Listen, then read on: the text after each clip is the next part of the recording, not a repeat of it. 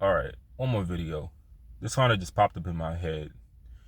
So I told you, I guess this is for my audience. I guess my autistic people out there. I don't know. But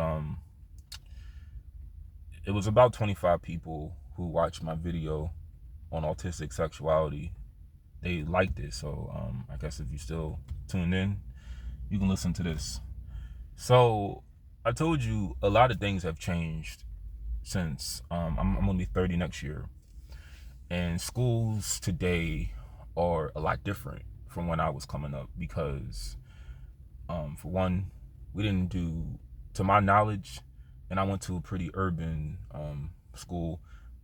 I don't remember pronouns. This is what I remember coming up.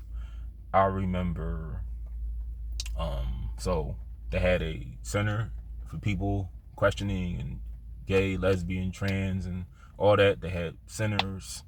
Um, they have one in Philly that I went to a couple times, but the stigma for mostly men was always there when I was coming up, not necessarily for women.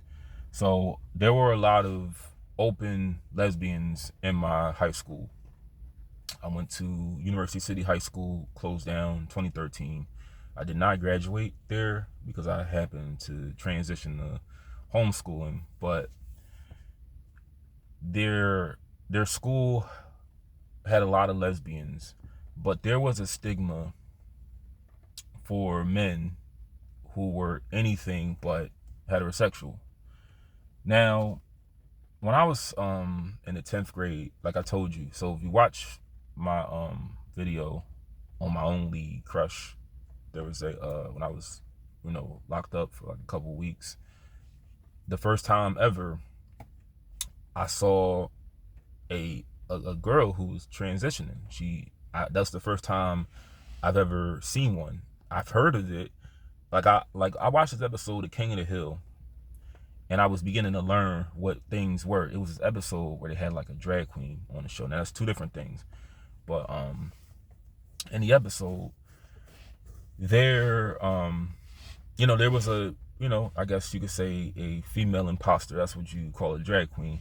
So I didn't know, like I said, when I was locked up, I remember my cellie was saying there's a it inside of our dorm, and I didn't know, and I was just really intrigued by that for some reason. I was trying to just see what he meant by that. So when I first saw her, like I said, so I was there for 3 weeks, and you know, she did not appear anything masculine at all. Like when she was there with us, now she shaved sometimes, but she did not appear like unattractive in no kind of way. But I remember I talked to her alone once, and then other times I talked to her around other people. But it was just like I felt so comfortable, and I couldn't explain why I felt comfortable. I didn't feel nervous. I didn't feel no anxiety like I felt talking to girls in my class that at least I liked.